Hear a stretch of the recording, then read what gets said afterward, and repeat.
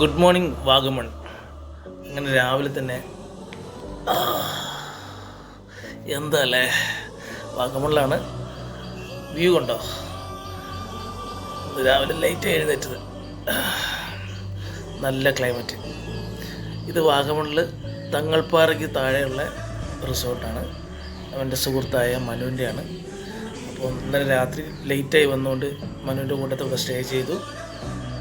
ഇന്ന് രാവിലെ എഴുന്നേറ്റ് ഇവിടുത്തെ വ്യൂ ഒക്കെ കണ്ടുകൊണ്ടിരിക്കുകയാണ്. കിട്ടില്ലേ, ബൈക്കിനാണ് ഞാൻ ഇന്നലെ വന്നത് എറണാകുളത്ത് നിന്ന്.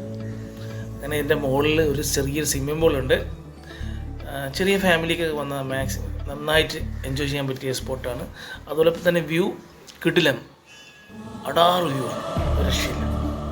അതായത് കൃത്യമായി പറഞ്ഞാൽ തങ്ങൾപ്പാറയ്ക്ക് തൊട്ട് താഴെ തന്നെയുള്ള വ്യൂ പോയിന്റിനോട് ചേർന്നാണ് ഈ റിസോർട്ട്.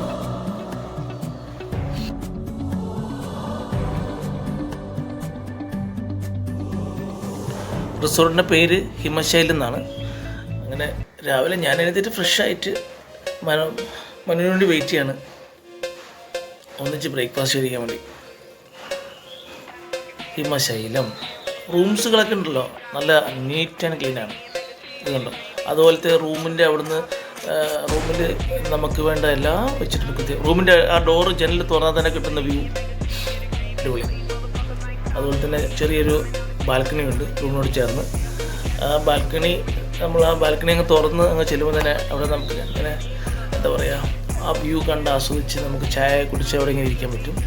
നല്ല ഇത് പറയാൻ പറ്റില്ല, നിങ്ങളൊന്ന് ഒന്ന് സ്റ്റേ ചെയ്ത് എക്സ്പീരിയൻസ് ചെയ്യണം. അടിപൊളി.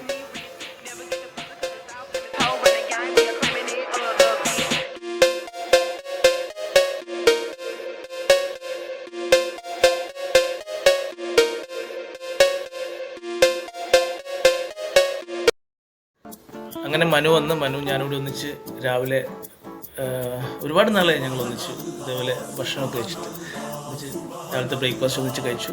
നല്ല കിടിലൻ ബ്രേക്ക്ഫാസ്റ്റ്, സൂപ്പറായിരുന്നു, ഒന്നും പറയാനില്ല. എല്ലാം